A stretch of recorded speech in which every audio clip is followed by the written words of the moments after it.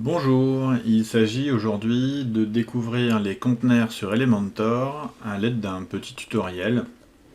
Et donc pour cela, nous allons faire un petit exemple dans une page que j'ai créée préalablement qui s'appelle démo et que je vais donc modifier avec Elementor. Donc nous arrivons sur l'éditeur de page, nous retrouvons ici notre en-tête et notre pied de page du site démonstration que j'utilise pour cette présentation, et donc l'objectif est de recréer une section à l'intérieur de cette page, section que j'ai déjà créée au préalable et que j'ai enregistrée comme modèle.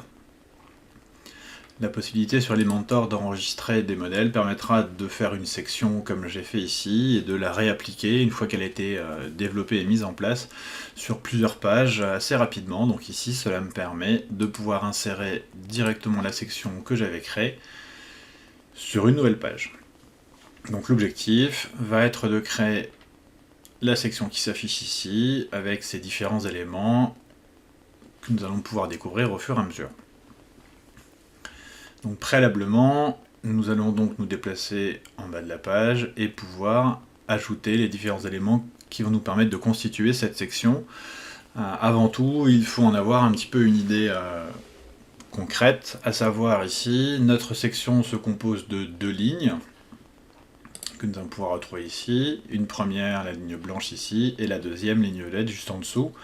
La première ligne étant séparée en trois colonnes, et puis dans la deuxième, nous allons retrouver deux objets différents. Pour créer cette section, nous pourrons nous appuyer sur la structure que nous pouvons afficher ici, que j'ai appelée moi ici modèle, dans laquelle j'ai donc déployé la ligne 1 et la ligne 2, la ligne 1 qui est composée de 3 colonnes, et la ligne 2 qui, elle, ne contient que deux objets, un bouton et un formulaire. Chacune de ces colonnes se verra aussi attribuer plusieurs widgets, comme nous pouvons le voir ici. La colonne 1 contiendra une image, la colonne 2 contiendra 3 objets, et la colonne 3 contiendra un éditeur de texte. Nous découvrirons sur la fin quelques éléments de mise en forme, et essentiellement aussi comment gérer des liens et modifier quelques attributs de ces différents éléments. Donc pour commencer, il s'agit donc de créer une première section. Donc je vais l'ajouter ici et utiliser les flexbox.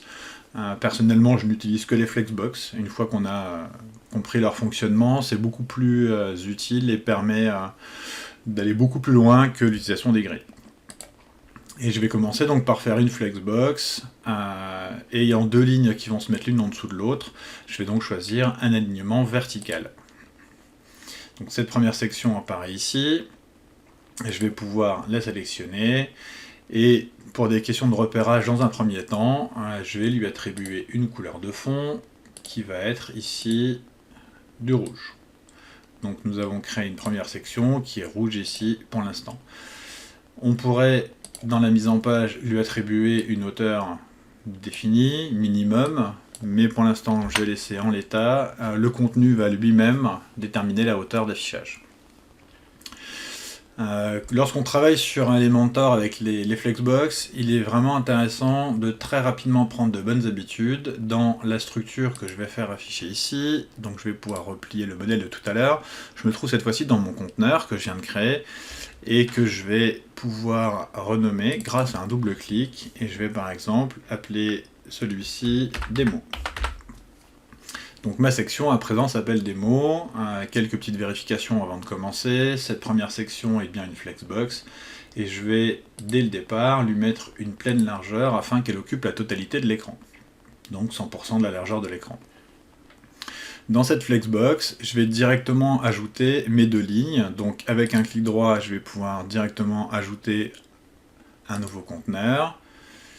Et puis, toujours dans cette démo, ajouter un deuxième conteneur à l'intérieur. Donc j'ai bien deux conteneurs qui sont ajoutés ici. Toujours pour des raisons de repérage, je vais attribuer cette fois-ci des couleurs de fond à ces deux conteneurs. Le premier se verra attribuer une couleur verte, et le deuxième également, donc ce deuxième conteneur que je vais également afficher en vert. On voit donc apparaître les deux conteneurs en vert. On ne voit plus du tout la couleur rouge, puisqu'on travaille en couche. La première section étant en arrière-plan, les deux conteneurs que nous venons de créer se mettent par-dessus. Ce premier conteneur, je vais le renommer ligne 1. Et le deuxième conteneur, je vais le renommer ligne 2. Toujours important de renommer au fur et à mesure les différents éléments concrets afin de pouvoir se repérer plus facilement, notamment grâce à cette fenêtre de structure qui va nous permettre de naviguer. Et enfin, dans la ligne numéro 1, je vais ajouter cette fois-ci 3 nouveaux conteneurs, un premier, un deuxième et un troisième. Donc 3 conteneurs qui se sont malencontreusement mis dans la ligne 2, donc pas bien grave, je vais pouvoir les redéplacer dans la première ligne, en drag and drop ici directement, et les mettre à l'intérieur. Donc mes 3 conteneurs sont cette fois-ci bien sur le même niveau, dans la ligne 1 qui se trouve ici. Dans ma première ligne, ici, les 3 éléments, les 3 blocs que je viens de créer, les 3 conteneurs que je viens de mettre en place, qui sont 3 colonnes, vont se mettre un à côté des autres. Donc je vais commencer par les renommer. Colonne 1. Celle-ci qui sera la colonne 2.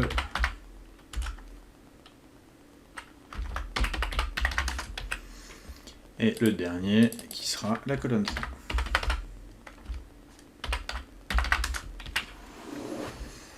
Donc j'ai bien à présent ma première ligne, mes 3 colonnes, et ma deuxième ligne qui, elle, ne contient pour l'instant pas de colonne. Cette première ligne, plutôt que d'afficher les éléments un en dessous de l'autre, je vais lui demander, on peut le revoir pour l'instant, si par exemple mes éléments de colonne, je leur mets une couleur, cette fois-ci, différente, qui pourrait être du bleu.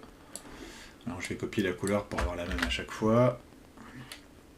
Je vais pouvoir vous montrer que pour l'instant, ces 3 colonnes s'affichent bien l'une en dessous de l'autre par défaut. Donc la colonne 3 que je vais elle aussi pouvoir colorier en bleu. Donc ces 3 colonnes, ces 3 sections pardon, se mettent une en dessous de l'autre pour l'instant. Si je veux qu'elles s'apparaissent une à côté de l'autre, je vais aller agir sur ma première ligne. Et dans la mise en page de cette première ligne, lui demander d'avoir une direction d'éléments qui soit de gauche à droite, ce qui va bien permettre d'afficher mes 3 éléments un à côté de l'autre. Dans la ligne de démo que nous avions au départ, nous avions bien choisi tout à l'heure un alignement vertical, donc de haut en bas, la première ligne, puis la deuxième ligne. Dans la ligne 1, on a un alignement de gauche à droite, et dans la ligne 2, nous aurons également un alignement qui se fera de gauche à droite. Donc déjà déterminer la structure, la section principale, le nombre de lignes, le nombre de colonnes et la direction des éléments à l'intérieur de chacun d'entre eux. À présent, nous allons pouvoir éventuellement déterminer que notre ligne 1 est une hauteur, on va dire 250 pour l'instant, et que notre ligne 2 est également une hauteur de 250 pixels. Dans chacune de ces parties, dans chacun de ces conteneurs, pardon, nous allons pouvoir intégrer nos différents éléments, à savoir un logo, un titre, une liste d'icônes et un bouton, et ici une zone de texte. Donc, dans cette première section qui est la colonne numéro 1, nous allons pouvoir ajouter une image. Et cette image, nous allons déterminer qu'il s'agit de logo que j'ai préalablement téléchargé. Dans cette deuxième colonne, donc je me mets sur la deuxième colonne ici, je vais pouvoir ajouter cette fois-ci, alors premier élément, il nous faut un titre, donc nous allons rechercher ici les titres, donc mon titre s'est affiché ici, puis nous allons ajouter une liste d'icônes, et enfin, nous allons ajouter un bouton. Et puis, dans la troisième colonne, qui se trouve donc ici, je vais pouvoir aller ajouter cette fois-ci une zone de texte, comme cela. Dans la deuxième ligne, je voulais vous montrer une autre option, alors qui n'est pas forcément idéale. Il est toujours préférable de travailler avec des sous-conteneurs, comme je l'ai fait ici pour les colonnes, mais nous allons pouvoir aussi intégrer directement des objets. Je vous rappelle que cette ligne numéro 2 a bien une orientation de gauche à droite. Donc mes objets vont directement se mettre l'un à côté des autres, donc dans cette ligne 2. Je vais pouvoir insérer un premier bouton, qui s'affiche ici, et ajouter un formulaire qui va se mettre en place également ici. Donc on voit que pour l'instant, l'espace utilisé n'est pas complet, et nous pourrons tout à l'heure adapter ces différents éléments. Je vais pour l'instant fermer ma structure, j'y reviendrai tout à l'heure. Je vais à présent travailler un petit peu sur la présentation de ces différents éléments. Cette première colonne, je peux, comme elle est en dernière couche, y accéder directement par ici, modifier le conteneur, et je vais pouvoir m'assurer que sa largeur est bien de 33,33%. De la même manière, cette deuxième colonne, je vais lui affecter une largeur de 33,33%. Et donc la dernière qui se trouve ici va aussi se voir affecter une largeur de 33,33. Je me retrouve donc cette fois-ci avec trois colonnes qui ont bien toutes les trois une largeur égale de 33,33%. Donc ça me permet de travailler sur les différents espaces que j'ai mis en place dans la première ligne. Dans la deuxième ligne, n'ayant pas créé de section interne avec des conteneurs, je vais pouvoir cette fois-ci travailler sur la largeur directement de mon objet, donc plus cette fois-ci la ligne, puisque cette section ouvrirait la ligne, je vais ouvrir directement mon objet, et dans les avancées, je peux avoir une largeur personnalisée pour chaque objet. Je vais mettre par exemple 33,33 pour le premier, et donc mon deuxième objet qui est ici mon formulaire, je vais pouvoir lui affecter une largeur personnalisée de 66,66. Donc c'était pour vous montrer deux options différentes. On peut effectivement gérer la largeur des widgets qu'on va intégrer, des objets. Je préfère personnellement la première solution qui permet un meilleur contrôle en ayant l'affichage de colonnes dans lesquelles on va pouvoir faire apparaître nos objets. Ensuite, on va pouvoir travailler dans chacune des colonnes. Chaque section ici va nous permettre de déterminer les alignements verticaux et horizontaux. Je souhaite que mon logo soit affiché horizontalement et soit centré, ce qui était déjà le cas ici. Dans cette deuxième section, de la même manière, je vais demander un alignement centré et un alignement horizontal centré. Et dans cette dernière également, je vais pouvoir lui demander un alignement centré et centré. Je vais en faire de même dans celle-ci, sauf que du coup je vais agir sur les deux objets simultanément, puisqu'il n'y a pas de sous-section, et dans celle-ci également, je vais demander un alignement centré et un alignement centré au milieu. Je me rends compte que mon bouton, lui, n'est toujours pas centré par rapport à l'espace qui lui est attribué, puisque l'objet prend la totalité de la largeur, et je peux donc intervenir au niveau de l'objet pour aller centrer dans le style, une dernière fois, mon bouton au milieu. Nous avons terminé la structure globale de notre section, et il va nous rester plusieurs aménagements pour la mise en page de cette partie. Première chose, je vous avais expliqué qu'on ne voyait plus la couleur rouge de la première section, puisqu'elle était celle-ci en arrière-plan. Je vais pouvoir vous montrer une première chose dans les avancées de cette section que j'ai mise en place. Je vais pouvoir travailler, alors non pas sur les marges externes qui permettraient de séparer par rapport à ce qu'on a mis précédemment. Alors si je mets une marge externe par exemple ici en haut, on va se rendre compte que je vais m'éloigner de la fin de la section modèle de tout à l'heure. Donc je peux éventuellement m'éloigner d'une cinquantaine de pixels. Si par contre je travaille sur les marges internes, je vais pouvoir cette fois-ci mettre des marges internes, on va mettre une quinzaine de pixels, qui vont créer un espace entre la première section de départ qui était de couleur rouge et le contenu qu'on y a intégré ici.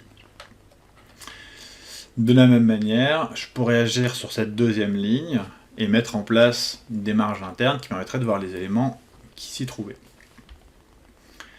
Je vais pouvoir à présent améliorer un petit peu ma mise en forme et donc choisir finalement de modifier la couleur de mes colonnes pour les mettre en blanc. Donc je vais changer la couleur de mes 3 colonnes, maintenant que je me suis à peu près repéré, pour mettre mes différents éléments en blanc.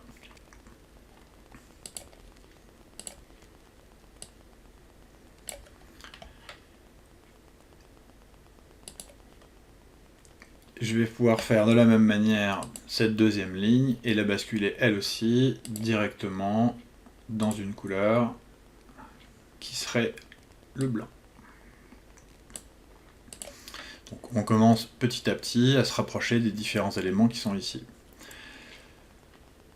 On va se retrouver avec plusieurs problématiques. La première étant que ici, vous voyez, le texte qui s'affiche va être très au bord, puisque nous voulons mettre une couleur comme celle-ci ici. Alors, je vais vous le montrer en mettant la couleur. On va commencer par modifier la couleur de cette colonne une dernière fois. Cette fois-ci, je vais utiliser la pipette pour récupérer une couleur qui se trouve dans mon logo, et donc je vais prendre ce bleu qui se trouve ici.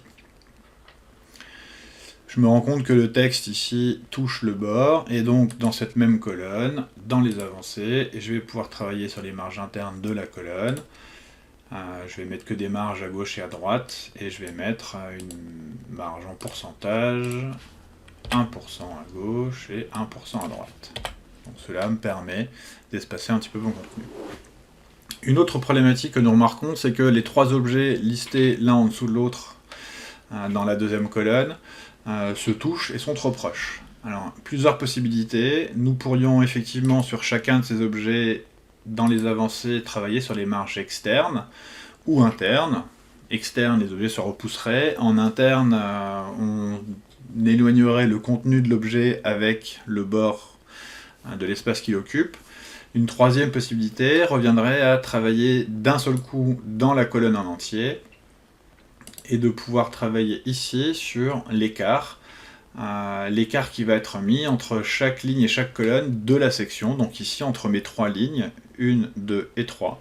Je vais pouvoir augmenter cet espace-là et très naturellement espacer mes objets entre eux. Vous vous rendez peut-être compte qu'il y a beaucoup de manières de mettre en place les éléments, en utilisant les marges internes, les marges externes, et en utilisant les écarts dans les sections, en sachant que les différentes marges peuvent s'appliquer sur les widgets, sur les objets, sur les sections internes ou sur les sections externes. J'ai pas forcément de préconisation à vous donner. Le conseil que je peux vous donner est d'essayer de respecter toujours la même manière de fonctionner. J'essaie toujours de privilégier les marges internes sur les sections internes lorsque je peux, et d'éviter de travailler un peu partout. Sinon, vous vous rendez compte que très rapidement, on pourrait se retrouver avec des marges dans tous les sens et à ne plus trop savoir où les remettre en place. Toujours pour continuer, on se retrouve qu'ici, nos 2 sections vont se toucher. On va s'en rendre compte lorsqu'on appliquera cette couleur-là. Je vais pouvoir ici appliquer cette fois-ci ma couleur, que je vais toujours aller récupérer dans mon logo, et appliquer cette fois-ci le violet. Et je me rends compte que là aussi, le bord est un peu trop près. Alors ici, j'aimerais avoir un espace entre les deux, et donc je vais plutôt choisir de mettre une marge sur cette section-là, cette deuxième ligne, sur laquelle je vais appliquer une marge, alors cette fois-ci une marge externe, au-dessus, qui va me permettre d'espacer un petit peu mon contenu, et donc cela montre bien qu'on fait réapparaître la couleur rouge de la section précédente. Maintenant que nous avons terminé la mise en place, nous allons pouvoir ici nous rendre compte qu'il y a toujours encore un petit problème entre 2 contenus. Alors la possibilité serait soit de mettre une marge interne sur la section violette ici, à cet endroit-là, donc possibilité de mettre des marges internes en haut, ce qui aurait pour effet d'éloigner mon contenu, mais comme j'ai donné une valeur directement à ma section, je peux aussi travailler sur cette hauteur-là directement. Je vais maintenant commencer à avancer vers l'aspect graphique et donc me débarrasser sur la section principale, sur la première ligne, de cette couleur rouge pour repasser à une couleur blanche directement. Donc Nous commençons à nous rapprocher légèrement de cette partie-là. Et nous retrouvons sur la section bleue et la section violette des bordures arrondies systématiquement. Donc pour cette première colonne, dans le style, dans les bordures, nous allons pouvoir travailler sur le rayon de bordure. Et cette fois-ci, mettre une valeur de 20 pixels, peut-être même plus, 40 pour arrondir. De la même manière, sur cette section qui est là, dans le style, dans les bordures, nous allons pouvoir travailler sur un arrondi similaire. Alors, pourquoi est-ce qu'on retrouve encore du vert ici? Parce que cette section-là devait être... non, pas celle-ci. C'est pas la section, puisqu'on a changé sa couleur. Ce qui veut dire que cette couleur-là vient de la ligne qu'on avait préalablement coloriée en vert. Donc, je vais revenir sur ma structure. On devrait être a priori sur la ligne numéro 1, que nous avons tout à l'heure coloriée en vert, et que maintenant, je vais pouvoir rebasculer en blanc directement. J'en profite pour m'assurer que la ligne 2, elle également... non, la ligne 2, c'est bon, a été changée directement. Notre structure est terminée, et il nous reste donc à travailler sur les différents éléments constitutifs, et notamment leur mise en forme. On voit ici, au niveau du logo, qu'il y a une couleur de survol qui se met en place, et un lien qui enverrait vers la page d'accueil. Donc pour faire ça, je vais aller sur mon widget cette fois-ci, le petit crayon, et dans le style, commencer à travailler d'une part sur le survol, en demandant une opacité d'à peu près 50%, et puis je vais pouvoir dans le contenu aller travailler sur le lien affecté à cette image, qui sera une URL personnalisée. Il s'agit cette fois-ci d'envoyer vers un endroit du site, donc j'utilise les balises dynamiques, pour envoyer vers une URL interne. Et je vais pouvoir paramétrer cette URL en disant que je vais envoyer vers, alors en général, contenu ou taxonomie. Un contenu permettra d'envoyer vers des pages, des articles ou des produits, et la taxonomie, elle, permettra d'envoyer vers des catégories d'articles ou des catégories de produits, ou encore des étiquettes. Donc ici, il s'agit d'une page, donc un contenu qui est, pour ma part, la page d'accueil, ce qui me permet de la retrouver ici directement. Donc, cette partie a été mise en forme. Si on regarde la deuxième partie, il suffit maintenant de changer la couleur de notre titre et son contenu, la liste d'icônes et le bouton qui lui enverrait vers une page éventuellement. Je vais pouvoir modifier le contenu de mon widget, nous contacter, et je vais pouvoir m'occuper de ma liste d'icônes qui se trouve ici. Et donc, commencer d'une part par enlever les éléments de texte. L'avantage de ces listes est qu'elles permettent d'afficher ou du texte ou des pictogrammes, ou les deux simultanément. Ici, je ne m'intéresse qu'aux pictogrammes. Pictogrammes qui pour l'instant s'affichent verticalement et que je vais pouvoir ici afficher en ligne. Je vais pouvoir m'occuper de leur style, et donc ces icônes, augmenter leur taille. Je pourrais travailler sur leur écart, mais je vais le laisser par défaut. Et donc je vais m'occuper de leur couleur. Couleur qui est la couleur violette, que l'on retrouve ici, dans le logo, encore une fois. Le titre qui se trouve ici va lui aussi changer de couleur, et retrouver la couleur avec le bleu du logo. Le bouton qui se retrouve ici, je vais pouvoir également le modifier. Commencer par changer le texte, ce serait contact, avec un lien qui nous enverrait encore une fois vers une URL interne, qui serait toujours sur un contenu, et nous enverrait cette fois-ci vers notre page de contact, que l'on peut rechercher directement. La couleur de ce bouton va être modifiée dans le style. La couleur du bouton, je vais la récupérer avec la pipette de couleur, encore une fois, dans mon logo. Pardon. Je vais récupérer ma couleur avec la pipette dans le logo et prendre le jaune. Alors je vais quand même prendre le soin de copier cette couleur parce que je vais m'en servir plusieurs fois par la suite. Et puis, je vais modifier la couleur au survol pour que, cette fois-ci, la couleur de survol soit le bleu que l'on retrouve dans le logo. Je vais donc avoir un bouton qui va changer de couleur au survol et envoyer vers la page de contact. Ici, pas de grande modification. Il nous faudrait simplement mettre notre police en blanc. Donc je vais ici, dans le style, modifier la couleur de ma police de texte. Je pourrais effectivement changer également la typographie pour modifier en Arial par exemple, et changer la taille de mon texte. Pour ce qui est de la taille du texte, je vous conseille plutôt d'utiliser les EM plutôt que les pixels, qui auront l'avantage, donc ici ça devrait être 1,2 par exemple, qui vont avoir l'avantage de travailler sous forme de pourcentage, et donc de plus facilement s'adapter en mode responsive que les pixels, ce qui évite d'avoir trop de travail à faire sur le mode mobile pour la suite. Si nous revenons à notre formulaire, ici j'ai un nouveau bouton qui cette fois-ci s'appelle notre partenaire, donc je vais venir aussi le modifier. Son contenu cette fois-ci serait notre partenaire. Il s'agirait par exemple d'envoyer vers un site extérieur à notre site, donc par exemple ici je vais lui mettre l'adresse www.google.fr.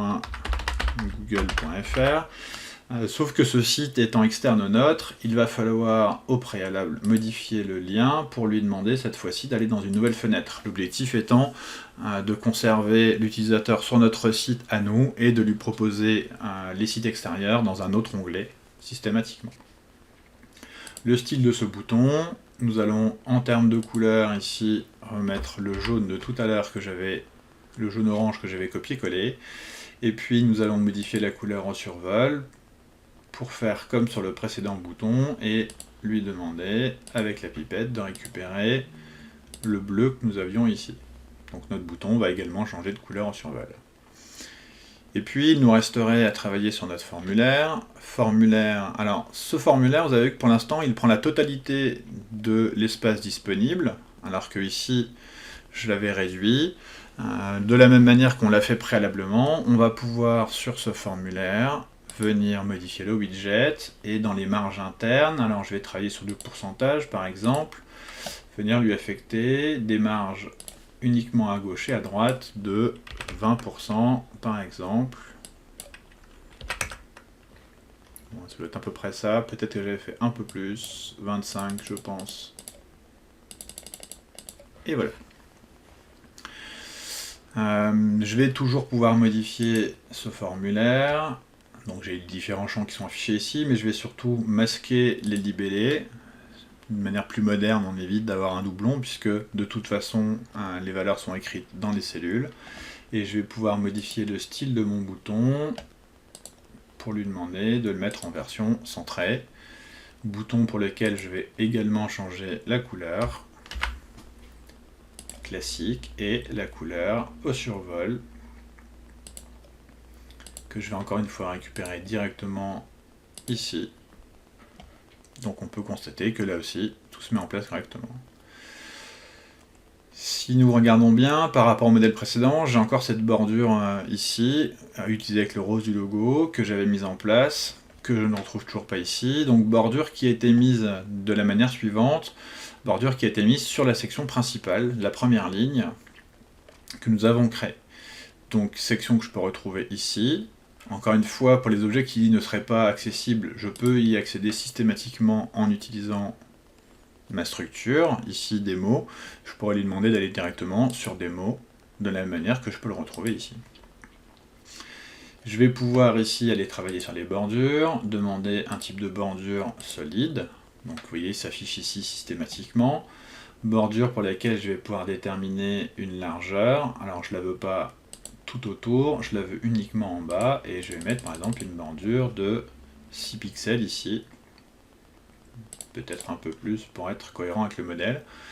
Et donc bordure pour lequel je vais pouvoir déterminer une couleur que je récupère également dans mon logo, qui sera ici, et cette fois-ci c'était le rose que nous avons ici. Donc bordure que nous retrouvons systématiquement maintenant ici également. Il me resterait à travailler sur les arrivées. Il y avait des effets qui étaient mis en place sur ces deux sections, la bleue et la violette. Donc sur cette première colonne, sur ce conteneur, dans les avancées, je vais pouvoir travailler sur des effets de mouvement. Et donc mettre une animation d'entrée qui lui demanderait d'arriver par la droite, comme ceci. Et puis pour le formulaire, donc cette fois-ci, plus sur une section en entier, mais juste sur un objet, je vais pouvoir faire de la même manière et aller directement mettre un effet de mouvement sur une entrée qui serait par en bas. Et donc je vais pouvoir aller visualiser ma page, donc je peux la publier déjà pour sauvegarder mes modifications. Et je vais pouvoir aller visualiser ma page directement pour voir son résultat. Donc voici la première version et voici la deuxième version que nous venons de réaliser. Voilà, en espérant que cela pourra vous aider et à bientôt pour un nouveau tutoriel.